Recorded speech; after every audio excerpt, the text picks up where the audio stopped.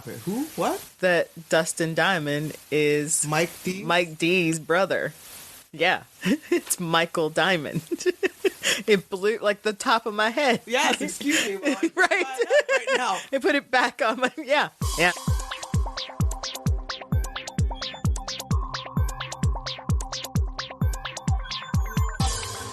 Hey everybody, welcome to episode 99 of Revisiting Sunnydale. I am Camila. I'm Marcella. Let's do this thing. We are here to talk about Buffy, obviously. But while we're at it, a little housekeeping. Let's please like our Facebook page, Revisiting Sunnydale, and talk to us on the Facebook page. You can also follow us on Twitter at Back to Sunnydale, and rate and review and follow and like us on all the things and the apps that you can get the podcast right there in your queue, and you'll know when there's new episodes. iTunes, Libsyn, iHeartRadio, Google Podcasts, and Player FM. So many different places. There's So no many excuse not places. to listen. I know. You've got it all there, right there. Tell Alexa. Tell her to play it. Tell her. And yeah, and it's all right there. Mm-hmm. It's just waiting for you to listen to it. Just download into your ear holes. Speaking of Alexa, I have fallen into the Alexa trap. How is that? I now have a smart plug. What does that mean? I can tell her to turn my light on and off in the living room. Stop it, Marcella. You're never going to leave your couch. I know. It's so great. Now we're just waiting for the day of It's so Alexa, great. fix me a sandwich. Right? I'm trying to train the dog to do that. I'd rather Sugar bring me a sandwich because that would be so cute with her little butt just shaking. Just put like a little basket. Give her basket in her mouth. Then she comes But it's and very sits. nice when you're tired, especially because I was sick last week. Oh. So it was really nice to just lay on the couch and say, Alexa, turn the light off. You know? Yeah, that And does it's come the in handy. doo-doo. But, Yeah. I'm too paranoid about life. Skynet? Yes, because I had like a free little Google whatever thing was, because they just sent it to me.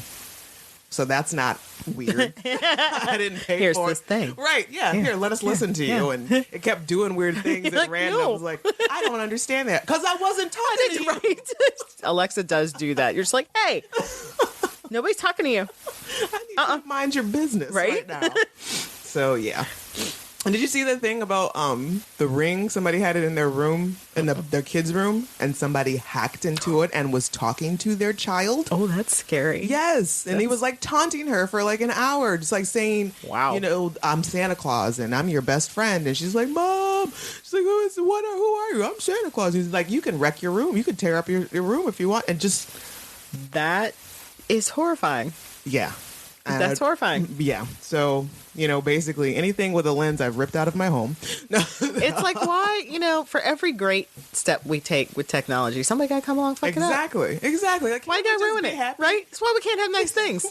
Right. Can we live, please? Right. I just want to be lazy in the comfort of my own home. And I not finally get groceries delivered. Except, so I've spoken about Instacart before. I love Instacart. It is it's probably my top thing I have found in 2019. It's Right. the best thing that has come, Amen. especially when you're sick. Oh, God. When you're sick and you don't want to go get medicine? Yeah. Now you don't have to. Exactly. I need tissues. I need NyQuil. I need Pringles, and I need Right. ginger ale right now. And I'd be damned if I'm going to get in my Right, car and go right. drive and get it. Well, now you don't have to. No. It's wonderful. And then you can just tell them. You also don't have to answer the door. No, Just leave it on the porch. That's what it says in my profile. I leave it on the do. porch. I don't need to talk to you. No, it doesn't. Leave it on the just porch. leave it on the porch. I trust that you've done your job.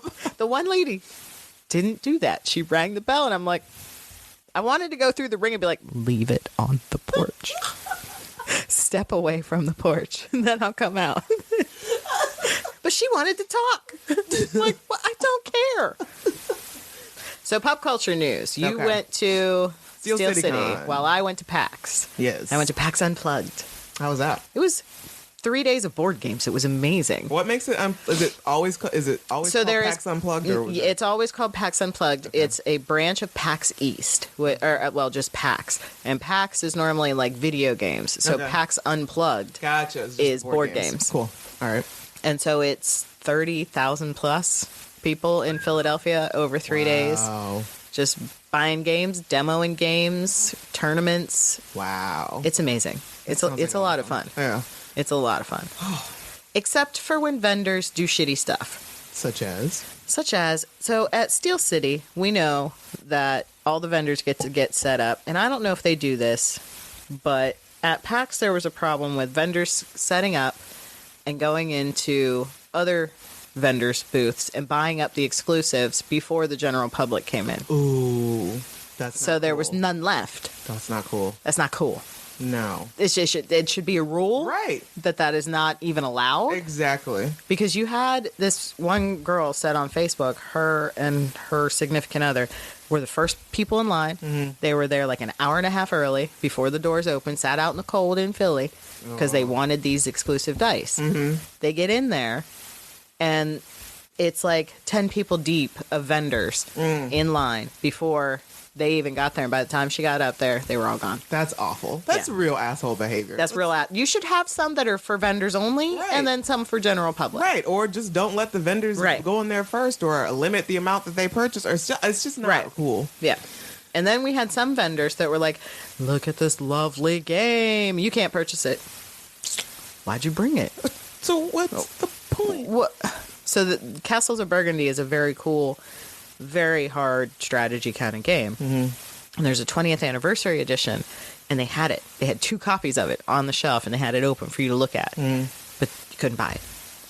Sunday, there's only 1 copy left on the shelf. What? I'm like, ooh, I hope somebody stole it. Like, we all said, we were like, I hope somebody walked off with it, because that's what your ass gets. Turns out, I get back from PAX, I look at Facebook, one of the vendors sitting next to them was like, hey, you want to trade? Here's our game. And they, fuck you guys too. Wow. That is also supremely shitty. It is. Like, now I don't want your game. Right. And I don't even know who you are, but I don't want your game either. So vendors, don't hype games that I can't take home with me. Yeah, exactly. Because what's the point? Right. I mean, was there even a release date or anything like that? They were just like, oh, it's coming out in 2 weeks. So Why? Like, I could see. I'm going to walk out of here and forget about it. Right. Now, I could see if you're an unpublished person and you're in the unpublished area and you're like, I'm play testing this game. You can't buy it, but just tell me what you think. Right. That's fine. Yeah. When you're in the demo area, Right. don't make me demo a game that I can't buy. Right. Now, you are really losing out on Right. a lot of sales at that point because you're going to piss people off. Yep. Or like if it's there to purchase, like that's like immediate. It's like, oh, this is so fun. I'm going to buy it right now. Right. So yep. So I was like, fine. But at the same time, you went to Steel City Con, which was amazing, which was my daughter's first Comic-Con, and she got to meet Mark Paul Gosselaar, who was delightful. Oh, he looks so good. Yeah, He's grown up nicely. He grew up very nicely. Very nice. Very nicely, and he's just a very delightful young man. He wasn't like too over the top, but he was like real cool, calm, and collected, and like he looked like this is probably not his favorite thing in the world to do these things, but he was also, it wasn't like obvious. Right. It wasn't I was like, a little don't wanna be surprised he here. was coming to. Like, Steel City has amped up their game. Yeah. Like, their social media presence is better. Yes, they got new owners. They got new owners. Yep. Like, They know what they're doing. right. So, yep. Much better. And their guest list is improving. Much better. I mean, don't get me wrong.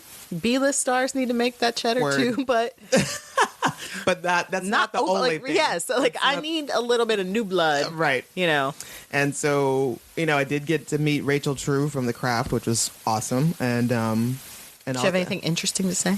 I mean, we chatted a lot about being black, and her. Is she working on anything? She wrote a book.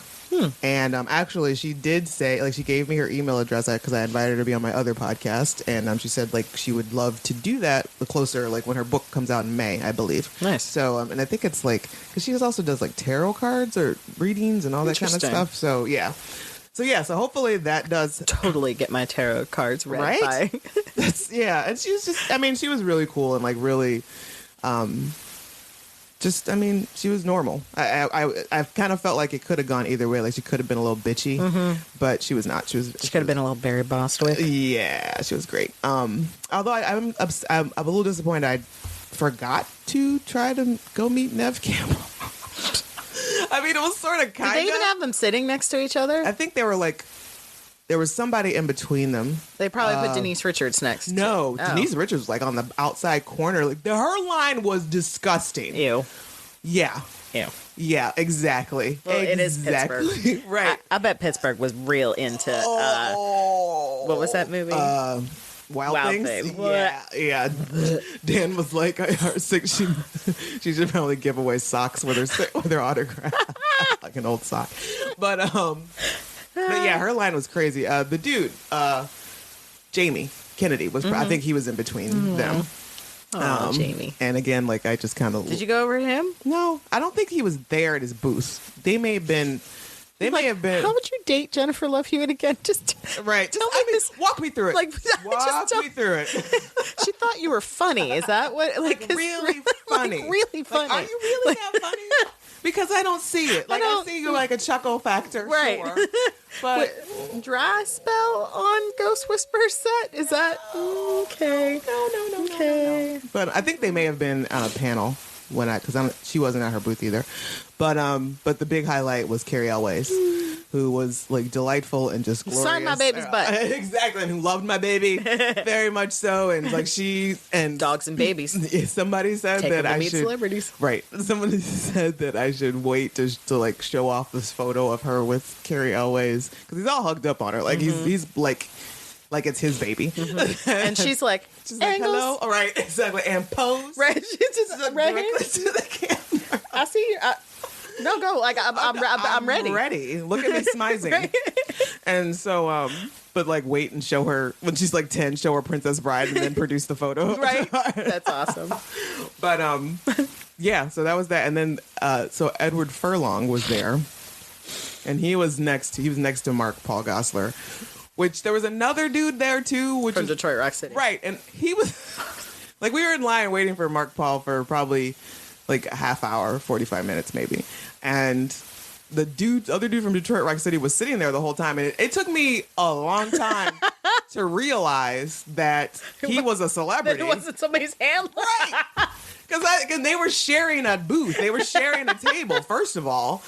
That's hilarious. And then like Dan had said something. I was like, oh. And I look at the poster of Detroit Rock City and I was like, oh. And again, it's like, oh, this dude is an actor as well. He's not one of Edward's boys, just here along for the ride. And that booth was like a trash-tastic. It was like the aftermath of an AC/DC concert. ICP concert. Right, in the 80s. Just like, and then like Edward Furlong finally rolls up. He is tiny and round. And he looks like somebody's deadbeat dad roadie who is not giving up on like his pants. Oh my God. Like his t-shirt. Like he's a beer belly happening and his shirt's like tucked into his too tight jeans. And I just felt so bad for the whole situation. Like I couldn't stare at him for too long. It was oh, it's so gross. It is so gross. So and then Richard Grieco was there too. And I felt so like his line was like pretty empty, and he talk about like deadbeat dad roadies. Like, did you take a picture of him? No. Is it rough? Is it? It's so it's better left in the past. Yes, it is. Don't go to his Instagram. Oh, okay. Because that's what made me make my decision for a fact that I wasn't going to try to go pull out money to go talk to Richard Grieco. I looked up his Instagram like, who is this? Is this Sebastian? Like, is this Axl Rose? I don't. Is he a bandana man? No, but he should be. He should be. So yes, that was gross. So Edward Furlong's Instagram is what made me find this wonderful, horrible page. So do you remember when we met Claire Kramer? Yes. And she put that money in her purse? Yes. And the feeling it left us with, No. You need a lockbox. Right. Like, Don't do that. Just gonna stick it right there in your wallet, huh? Like the only thing worse would be to stuck it in her bra. Right. So Edward Furlong's Instagram led me to this place called Cameo. Oh, yes. Yes. That's So if you've not heard of Cameo, wonderful listeners, it is where B-list stars and the like maybe some pimp their souls. Basically, yes. So you can pay them money to send you very short videos, personalized videos. Right. So Edwards, on his Instagram, he had a thing saying, come to Cameo, give me money. And it was like, ew.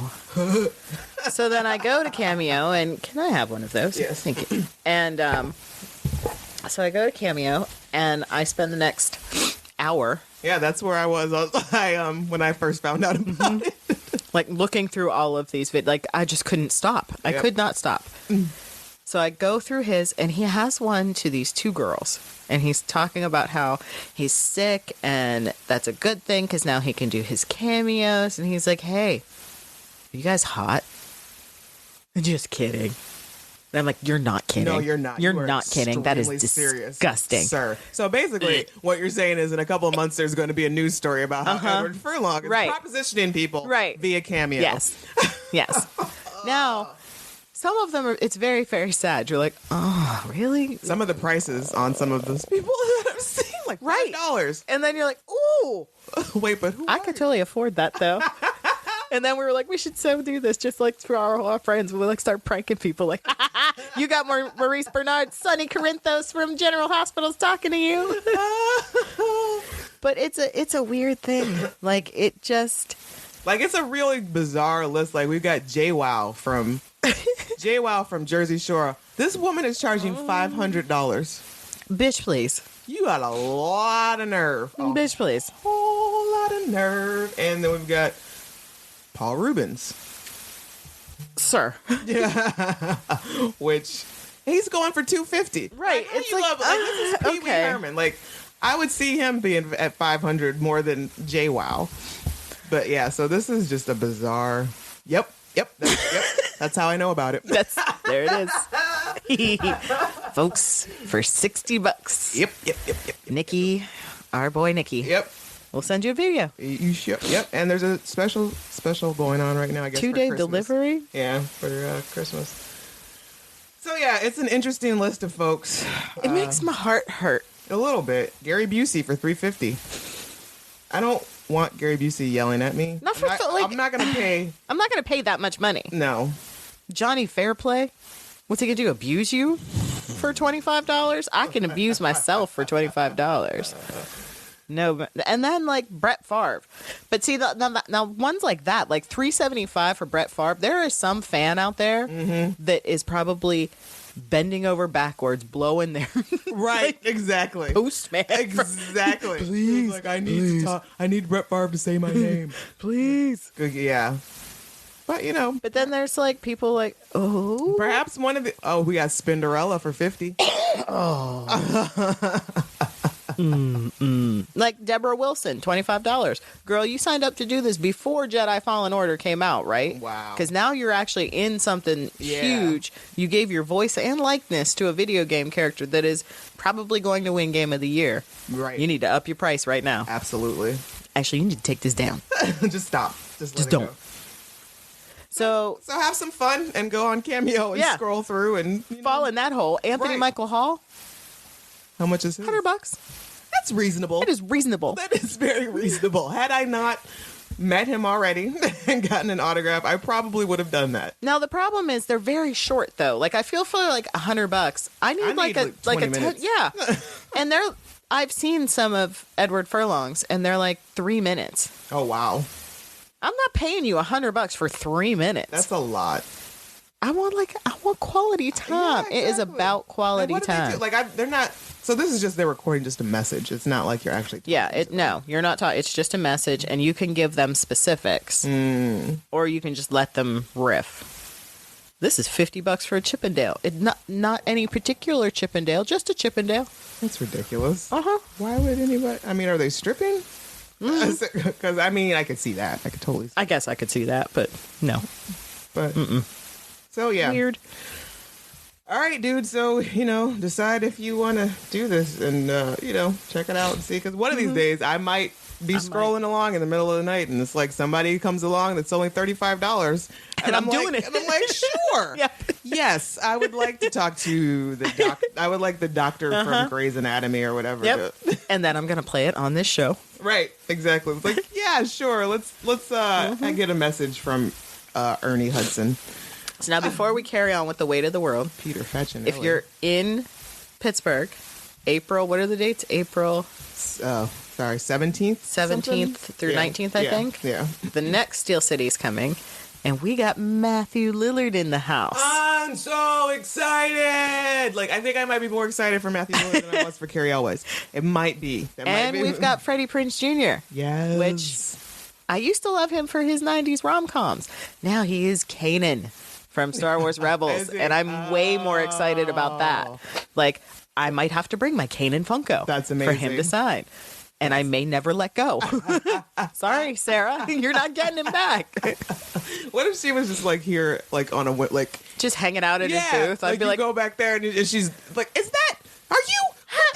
Excuse me, Freddie. I need you to move aside, Fred. Do you remember the Daniel Stern movie? What was it? Celtic Pride, where they kidnapped the Damon Wayans and held him in their basement. You're going to be on our podcast. Yeah, so whether you like it or not, this is happening. Sarah, sit down. I need you to answer some questions, and then you're free to go. We're just going to chit chat for a while. Don't Totally make it weird. Yeah. All right, I got to close out this Cameo website. You could get lost in there. This is disgusting. I mean, there's like, because for every 75 people that I haven't heard of, there's like one that's like, oh, $99 for Peter Facinelli. Right. I like the way that you're pricing that. Like, might as well just do even 100. Right. Like, I like your Walmart pricing. Right. Let me come across Jason Momoa though. Like, we weren't very personable in person, sir. We had like 30 seconds. Biggest disappointment of 2019. Was it really though? He was not awake. Because I've seen him interact with other people, and it's like, you're right. I didn't get fun Jason. I got sleepy Jason. It's all right. Either way, I got sleepy Jason's arms around me. Mm-hmm. Yep. All right. So, weight of the world. Weight of the world is why we're here. Not to bitch and moan about the prices of semi-personal cameo videos. Original air date May 15th, 2001. Written by Douglas Petrie, directed by David Solomon.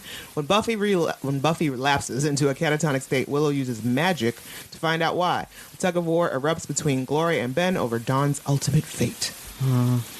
The shit's about to get real. Yes, our guest stars are the usual, Amber Benson, Charlie Weber, Claire Kramer, but this time we're joined by, speaking of deadbeat dads, Dean Butler as Hank Summers. I hate him so much. Yeah. So the last episode right before this, Buffy, Glory gets Dawn, and Buffy's like, fuck it, and checks out. She really is just like, nope. And let's be honest, we've all felt that. Oh, we've all been there. We've always been there. You're just like, nope. And I'm done. Not doing this. Nope, I quit. No, I'm closing the blinds, locking the doors. I want nobody to speak to me ever again. But for us, it's like, oh, well, this spreadsheet's not getting done, or this PowerPoint's not getting done. Not the end of the fucking world. Right. Like, Buffy, you're not allowed to check out. I need you to step it up a little bit, ma'am. You took on these responsibilities. And we pretty much start right where we left off, where she's just like, nope. The gang is like, they don't know what to do. The kids are all like yelling, Buffy, Buffy, Buffy. Spike's like, get the keys. Y'all are not all going to fit in Ben's car. He's like, you're just not. He's like, I'm going to pick like two of you. I'm going to get the Slayer and myself. That's all I got. Anybody else? Who else wants to come? But they're all like, yelling and hollering and who's doing what. And my favorite part of this is that when Spike's like yelling at her, Oi, Buffy. And he's like, did he smack her? He punched her in the face. Punched her in the face. Everybody's like, oh my God. We didn't try that. Medical. And he's like, I'm willing to wager when all is said and done, the Slayer likes it rough. And we are soon to find out. He was correct. He was very correct. He knows Buffy well. Now, there is that, like, useless scene at the beginning. Like, we do open with the stupid minions and the lady minions, and they're getting Glory ready, and she's all, And it's like, real dramatic. Like, we forgot that she got Dawn. They do the long thing, and then finally we realize she says she's blah, blah, blind. And then finally she says something and looks at Dawn and is like, what do you think? And it's like, dun, dun, dun. It's like, Dawn's all mouth, like, right. Why is she all tied up? Like, why is she gagged? We knew she was there. Right. Like, we watched the last episode. Right. We know you have her. And the minions are, like, pissing themselves, and Glory's all, she's freaking out, really. She's kind of like, huh? Just at first, This ain't right. Right. At first, it seems like, she's got that feeling of, finally things are coming together and she doesn't know what to do with it. It's like, I'm not worried anymore, like that relief. But actually, I think it's that what it ends up being is that now Ben and Glory are bleeding into each other, and Ben's humanity is wearing off on her. Yeah. I love when she's just like, I have everything I want. How come I ain't happy? And she looks at Dawn like, what do you think? Right. It's like, I'm fucking tied to a chair. I don't think much. What do you want? I don't have anything that I want right now. Right. I just want to go home. So Willow, why is she tied to that chair? I don't know. Like, what's the point? Right? She's not going anywhere. No, nobody's like, I don't know. But Willow takes charge while Buffy's all catatonic. And Spike mentions Ben. And for whatever reason... For whatever reason, someone's like, or Will's like, I don't think a doctor is what Buffy needs right now. Huh? This is a medical condition. Right. She's catatonic. Right. If anything, this is what Buffy needs now. I'm pretty sure she needs a doctor right now. I do like when Spike and Xander are getting into it. They're like, they're going to fight. Right. And Willow is just like, separate. And it's like, y'all need to stop sleeping on Willow. Right. This is starting to get a little scary. Nobody's checking her. Right. Like, no, you guys forget. How does she have that power? Just right now, just like separate. And also, Willow, I need you to bring it to the table a little more often. Right? Like, how are you going to just stand in the sidelines? You're doing more than floating pencils over here. Right. You got force powers. We could have used that. Right? Are you a Jedi? What's going on? And I love that, like, I don't want to be staked or anything, but... What are we going to do about the Ben and Glory situation? Huh? So this is some of the most comical... Oh, my God. The timing. Moments in the show. And just, and Spike is... Ben, as we know, Ben is Glory and vice versa. And Spike has seen it. Because everyone saw it. They all saw it. And Spike's like, hey, so what about this? And they're like, huh? So Spike is the only one who remembers there's a spell that Glory has done to make sure that anybody who sees her do the switcheroo, they forget about it instantly. And there's just this whole who's on first thing that's going on. So Ben is working for Glory. He's like, are you all very stoned? So Ben and Glory are connected, but how? And it's Giles. Right. Okay, so Mr. Skewered over here, like on death's door last week, right? Ben comes out and like maybe put some gauze on it at the best, and it's like he needs probably to some like tea tree oil, right? Like, I don't. But now he's standing comedically. So, do we think that there's a connection between Ben and Glory? And Spike's just like, oh, fuck this. No. He's like, I get it. All right, I see what's happening here. Then it's Anya that's like, so Ben is Glory. And that's where I'm like, yeah, the Cupid. And I'm like, that's why we love James so much. And they forget instantly again. So Spike has gone this merry-go-round with him, and it's just funny. It's good stuff. It is good stuff. It's classic. It's why we're here. Right. And I think this is, like, it's always been a funny show. There have always been these comical moments. But I think this episode, like that scene right there, it starts to take on like a different sort of comedy. And this is, and we see it more the next couple of seasons. Yeah. And it's always just very delightful. So Glory's got on her fancy robe, and they make it to the place where the ritual is happening. So it's a ritual. They keep saying a ritual, but we find out later, we'll see in the next episode, nothing really happens. Like, you just had a bunch of crazy people build you the most unsafe, like, this is what it would look like if you let crazy people build a tower. With no code. With no codes, no... Nobody inspected I'm not anything. going up there. It's like just bits and pieces of randomness of like metal and sheetrock and wood, and this just tied together with string and gum and hopes and dreams. Yep. It's like when Harry builds in Home Alone, when he falls and then he's building up all that stuff to get up to the second. That's what this tower looks like. Exactly, but probably a little less stable. A little less stable. So they all, once Willow separates everybody and Glory's off doing her thing, everybody has a job. So she sends, Giles and Xander to the hospital. Right. Because he's got to get checked out. Spike needs to go to Glory's old place. And find any clues. Right. And they're like, Anya's like, ha ha ha, I don't want you to get all mad at me. But what are you going to do? Valid question. And she's like, I'm going to help Buffy. How? Follow-up question. How? Still, not wanting to be staked or anything, Right. but how? How are you going to help? So we find out that she just needs to light like 3 candles, and then poof, she'll be in Buffy's head. Again, I say, how? No enchantments, no special herbs. No. She just lights some candles and she's in Buffy's head. So they go to, I guess they're at Anya's place. I think so. Anya and Xander's. And Anya's taking care of Tara for her while she's going on this. And so Willow pops into Buffy's head. It's a mess in there. She's greeted by baby Buffy. Who is adorable. Yes. Hi, Willow, with her little lisp. And instantly Willow's just like, the fuck? What is this about? Where did Glory's tall minions come from? Like this whole time she's had like little guys. Right. And now she's got like these chieftains that are 6 feet tall anointing poor Dawn. Why? Maybe they're like What's the with elders. Maybe they're like 5 million years old. The ones that have been chanting and telling her. Right, exactly.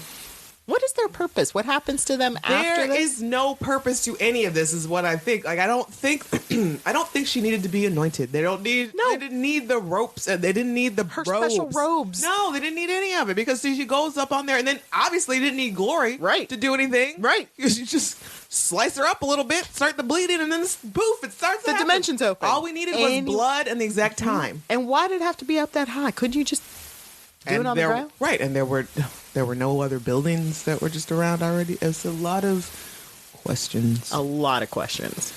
I like how indignant Dawn gets about being called Donnie. Yeah. She's like, that actually hurt my feelings. The breakdown that Glory's going through over this episode is it's interesting. Yeah. As her like little Jiminy Cricket bend starts to bleed through. She's so confused about it. She's just like, I feel bad about it. I want to do this, but I'm feeling really bad. And then, but she's still like very angry about it. She's very upset. She's very mad about the And humanity. here I am trying to make you feel better. Right. Just like, no. Fuck you. I love Claire Kramer. Yeah. As Glory. Misguided villain on a whole. There's no real point to her. No. Like, we spent a whole season on this. It was really and then to get to her demise, like her end. Right. We really could have done that a long time ago. As soon as she showed up. Right. Nobody. We didn't need a whole season for this. No. She's not a big bad. No. She's a great foil. She could have been a great character. Right. But it's just wasted. And I don't understand how how did they know what time specific when this is going to happen? The crazy people knew time. I have to work on the factors. I was like, yes, okay, that's great, but why? How it? Okay, it's just a lot of nonsense. So anyway, while Willow is in Buffy's head, and she just happens to show up on the day that Dawn is brought home from the hospital, or the fake memories that the monks put in her head of when Dawn was brought home from the hospital. Spike goes to Glory's place and sees that it's abandoned. And I'm surprised he didn't like pick up some of her old furniture. Right? There's some but it's all like, what did the monks do? Like, or the little minions do? Like, the paintings are askew. And it's like ransacked. Right. Like, who did this? Like, it doesn't make sense. It doesn't. Because first of all, I don't think Glory. This is the big night. Glory's gonna finally go home, back to her own hell dimension.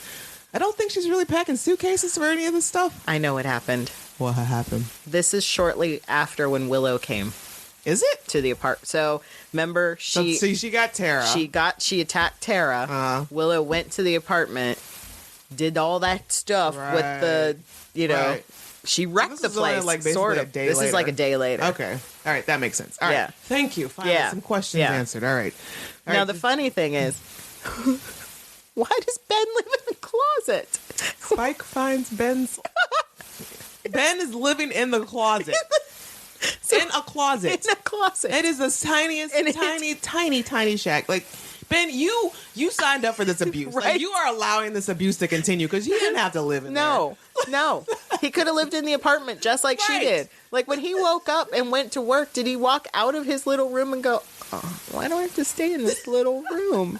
Why? Or he kept trying. He had like a regular size. He was like maybe just one day he woke up and like all his stuff just slowly is like thrown in the closet like every time. What did I do? That's what you get for not getting me the Slayer. I told you to make the Slayer your bitch and you didn't do it. So now you sleep in a closet. That's what you get. Keep it up and I'm gonna take that bed from you too. And it's such a Spartan existence in there. There's no pictures. There's no paint. It's just bare. It's a bed. Like he is a and like hostage. Scrubs. Right. Yeah. So we're back in Buffy's brain, and lo and behold, here comes Hank. Who is it just me? He looks completely uninterested in all of this. Oh yeah, he's just kind of like, I'm holding Joyce's bag. Which, yes, Buffy, this is your sister. You know, now we do weird like CGI things to make people younger, and they were just like, here's Joyce as she looks today. Right, we'll put a little more foundation on her. Maybe light her a little differently. No. We'll straighten her hair out some. She looks exactly the same. She didn't look any younger. Nope. Which is fine, I guess. We could have gotten another actress. Right, to play a younger Joyce. Yeah, because this is like, 20 some odd years right, and yet she looks the same, and you put a really bad hairpiece on Hank. Mm-hmm. But Buffy, little Buffy, this is when they're bringing Dawn home for the first time, and it's this fake memory that the monks have put in there. I guess it's what the monks could do on such short notice. Right? And she's salty about having a sibling. It's like, I'm the only one. Like, nobody, like... And then she hands her the baby, and she's like, well, I could take care of her sometimes. Can I be the one to take care of her? I could change quickly. Sure, Buffy. Okay. All right. You can take care of her. Sure. That's fine. And then it immediately switches to the magic box, and it's present day, and there's this moment where Buffy's putting this book back on the shelf, and she hesitates. And Willow's like, the fuck? That's weird. Yeah, because she doesn't say anything. She's putting this book back on the shelf, and we come back to this a couple times. Mm-hmm. And it gives Willow's getting tired of it after a while, right? But this first time, it's like, well, that was weird.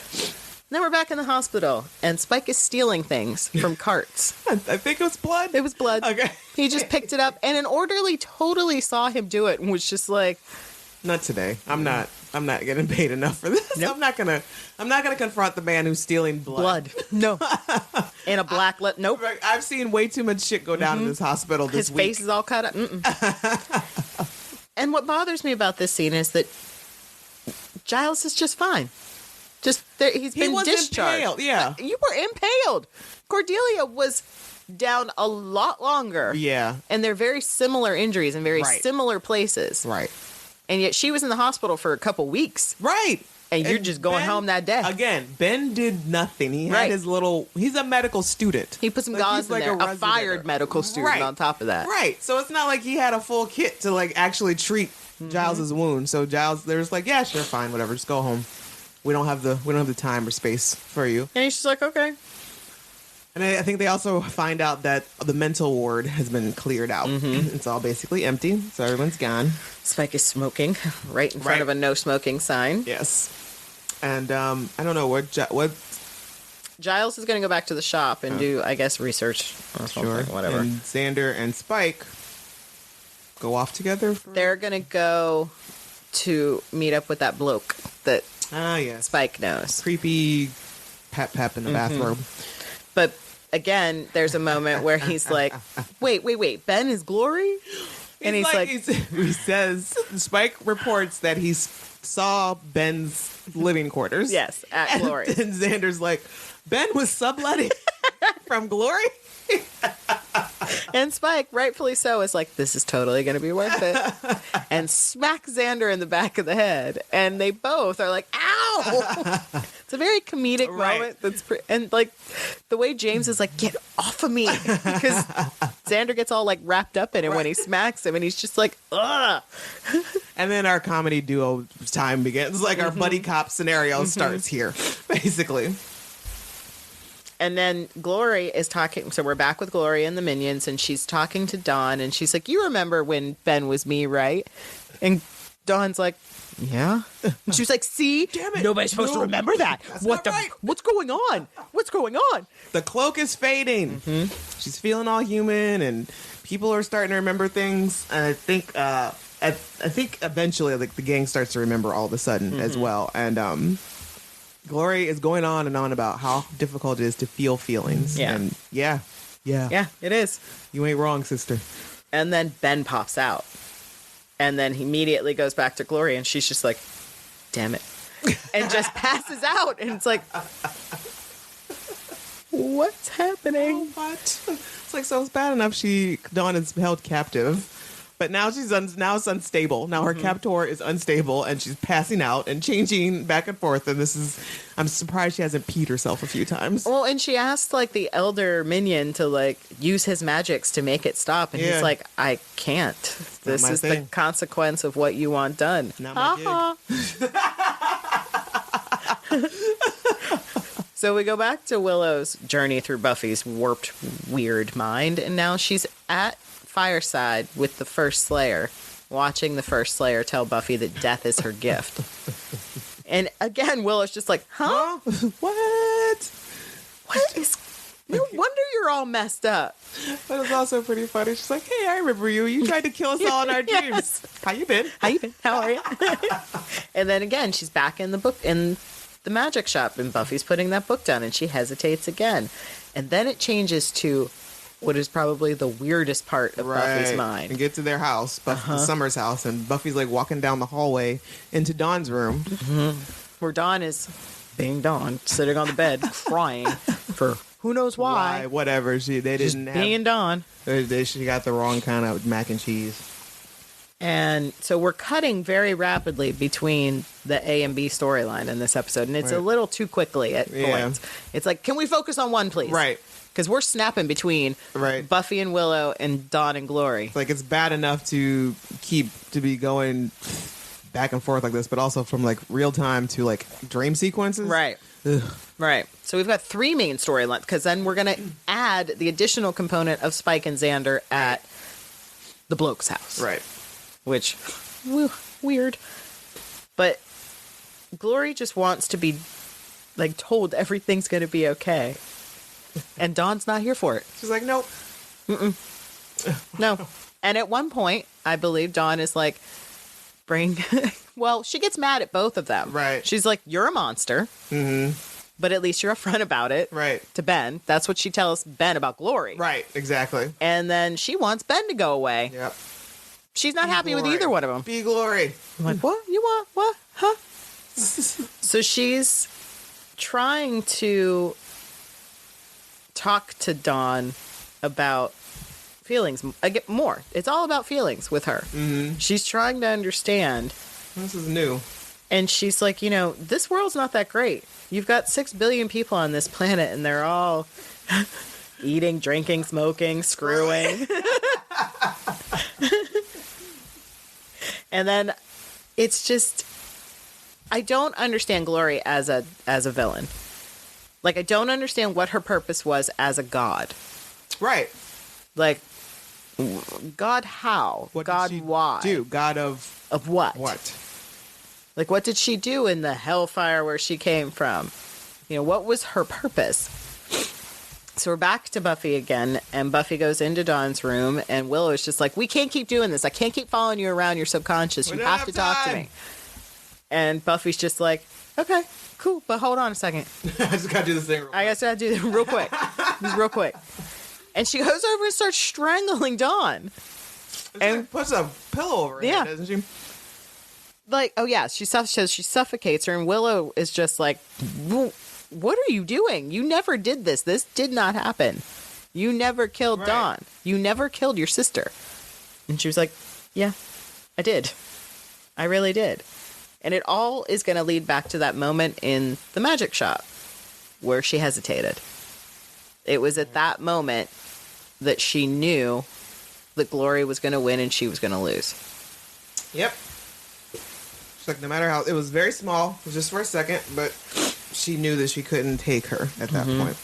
All right, so I'm looking at the Buffy wiki, looking up Glory, and it says that she was a goddess from Hell Dimension, over which she ruled alongside 2 other deities. 3 of them originally ruled with equal power, but Glory's strength grew beyond even what the other 2 could conceive, as did her lust for pain and misery, and she quickly became the most powerful and frightening of the 3 deities of the dimension. Afraid and fearful that Glory would seize their dimension for herself, the other 2 deities struck first, and a great war began. Glory lost and was banished onto the earthly dimension, where she was forced to share a body with a human child named Ben, who was created solely to contain her. Yikes. Still doesn't say specifically, like, what? Right. Okay. Right. Okay. Yes. She ruled with 2 other deities. Okay. What were they doing? Right. Who and why does she want to go back there? You lost. Right. They don't want you. I guess she just wants to... You think you have supporters that are going to help you, like, reacclimate into this? Right. Reclaim your throne? No. No. And now are they still there? Right. Like, are the other 2 deities still there? Oh, it's like when Illyria was like, yeah, I'm going to get my shit back. And she walked in, they were all dust. And she, oh. I have nothing. Well, I guess I'll hang out with you guys. So then Ben is talking to Dawn, and, you know, the high priest is what his name is, the big minion. And he's like, is everything okay? Is everything all right? And Ben headbutts him. And he's like, I got to get you out of here. Come on, let's go. And he busts Dawn out. And it's like, oh, he's going to do, yeah, yay. Oh, let's say, oh, nope, we're back to baby Buffy. Yeah. Why are we back to baby Buffy? Okay, basically, let's just wrap this part up. Why are we back to... So there's just still, I don't know, we're back to baby Buffy, you know, blah, blah, blah. And at some point, I forget who it was that Willow was talking to. Is it baby Buffy? It's baby Buffy. Okay, she's like, basically, snap out of it. We need you to come back now. Wake up. If you did not kill your sister, but if you stay here, you will have. You might as well have done it yourself. And then, poof, she's back. Okay, so. We don't have time. I really like that she's like, we already dejaed this vu. Like, we've done this. I can't. And it may be the one in the shop that she talks to. Right. Or is it the one in the bedroom? Willow is getting tossed all around Buffy's subconscious. And you would if think she would have been a little sick when she came back. Well, I still don't know how she did this. She just lit a couple candles. She didn't even really say anything. So Spike and Xander show up at Joel Gray's house, which, welcome back, Mr. Gray. Right. You are something else. He's great. I really want to know who he is mistaking Spike for, because he talks about it again. Like, Yeah. I swear you're that guy, but you're not that guy. Maybe he's not a vampire. And Oh. you're like, well, then who is just this dude that plays checkers or chess or something down at... Can we get some clarification? Right. Can we do something with this? Right. Because otherwise we're wasting time. Right. Why are you telling me about Dumb. this? So they go to him to find out some info on Glory. And, you know, he's like, you like Dawn. You remember the girl you helped? It's like, yeah, sure. It's like, but you know, Glory, I'm just a small town guy, and she's big town, she's big city, and blah blah blah. But I know a guy who knows the guy in fucking Caribou or wherever. Right. You're like, why are we talking about this Might guy? be able to help you out with something. And in the meantime, he's like shuffling his old self in front of this box. Right. And Spike notices, and he's like, if you don't know nothing, why are you trying to protect that box back Right. there? And he's like, oh, is it what? And then things go dark. He gets like this tail, like dragon tail shoots out of his coat, and he knocks one guy, and he's got this nasty tongue that comes. He like pushes Xander up. He holds Xander Yes. against the wall with his tongue. I would like you to take your tongue Get off of me! And we finally get, this is the moment, Xander's knifing sword moment from the credits. Yes. Comes from this episode. Yes. When he drives his sword into Joel Grey. Which I'm going to say, you guys work with demons and stuff. Check a man before you leave. Right. check the body. Cut the head off. Right. Like, y'all just left. Tossed it in the fire because there was a fire going. He, like, half opened. Like, he just was, like, peeping. They didn't try very hard. But, like, or Spike gets the box out of the fire for whatever reason, and he's like, I hope it was worth it. Oh, with the tongue, it's just... Yeah. It's extra. It's a lot. And surprisingly, it's Joel Grey before Xander stabs him. He's like, you think only bottom feeders worship glory? It's like, fuck. You too? Great. Thanks. Like Her splendiferousness or whatever. We had something. I Right? thought we were together. Right? I thought we were cool. I do like before the shit jumped off, he was like, yeah, you know, Dawn, the one you helped her out with her mom. Oh, yeah, how'd that go? Not well. It didn't go well at all. Too bad. She chickened out. Yeah. Mm-hmm. Good thing. You didn't say zombie.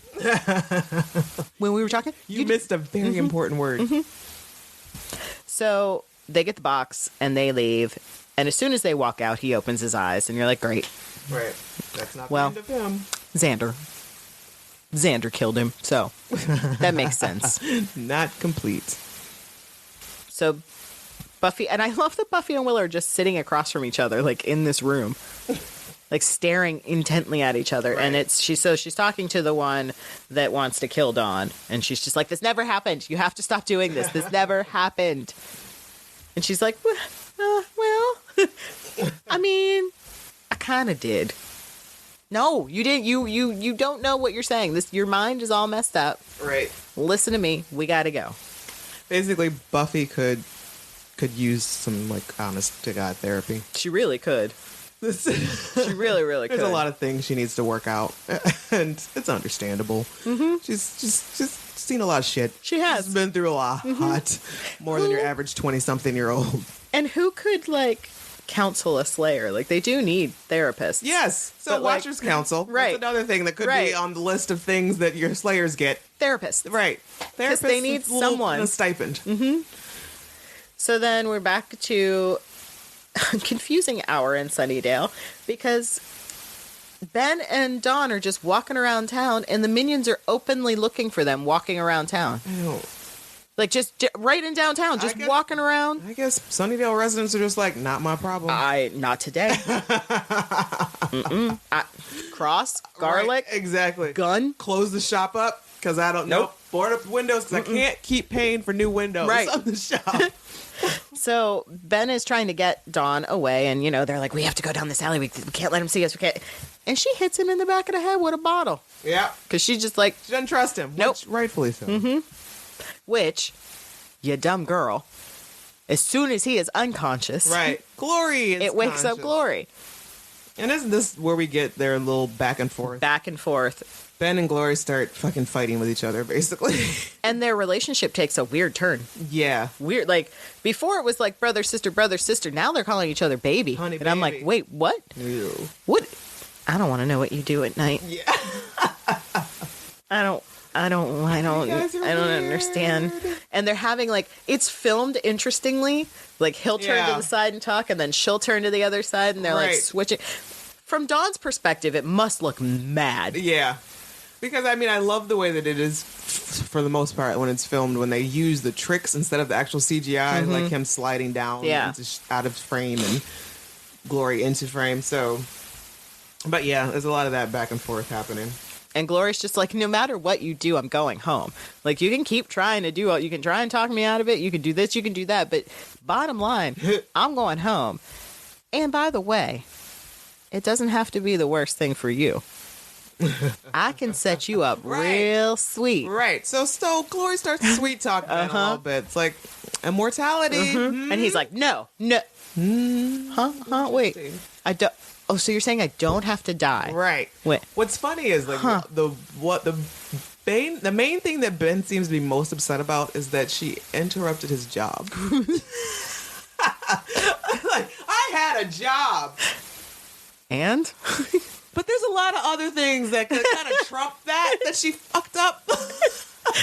Well, and there's that episode when he's like, I haven't been here in how long? I hate her. I had a life. 2 weeks. Nobody could have called and let us some messages? Right. No, You wait, couldn't have said I was more. sick. But then she starts to wear him down, and he, Finally, he snatches up Dawn and is like, sorry. Yep. Things just got really cool and when for he me. snatched her up, I was like, oh, hello, sir. Oh, this is like when Patrick Dempsey, when you thought he might be the killer in Scream 3 for a minute. He had that look, like that tilt of his head, and it was just like, Oh, you're not. Okay, but that's a good look on you. yeah, that's a good look. One you will come to use very well on how to get away with murder. God, ooh. If you don't follow that man on Instagram, what are you doing with your life? Yeah, you're totally like not being kind to yourself. You're missing That's a out. form of self-care. Mm-hmm. Is to see him pop up in your feed. And so they take Dawn back. Dawn's not getting out of this. The whole time that they were, I mean, I know every time she tried to escape, they grabbed her up, but she didn't try that hard. No. Like, they were really, really talking to each other for quite some time. She could have been long gone. Like, she could exactly. She could have Ashley Simpson shuffled off the stage. Yeah, she totally could have slipped out. Mm-hmm. And so that's it for Dawn. This is going to happen, and there's nothing she can do about it. Sorry. Because Dawn kind of sucks. So they all, Xander and Spike get the box. Willow brings Buffy back. They all get back to the magic box. Giles has been doing his research, and come to find out, there's basically Dawn has to die. What? What? Say what? Who? What? I mean, he really didn't need to lead with that, right? Like, I mean, there was a lot more. It's just kind of like. By the way, I'm still impaled because he's got his hand like on his side, and he's just like. The ritual, blood, and some other stuff. She gotta die. I need to sit down. That's not the whole story, Giles. Right. And that's it. That's it for Weight of the World. It's kind of like when they said Glory is a God, and they were like, "Excuse me, what?" Right. It's like, yep, Dawn's blood. Once the blood is shed at a certain time and place, which who made that up? And the fabric, which separates all realities, will collapse. Yes. Dimensions pour, cats and dogs living in hysteria. And until the blood stops, the portal will remain open. Right. So the only way to close the portal is for the blood to stop, which means Dawn must die. Dawn must die.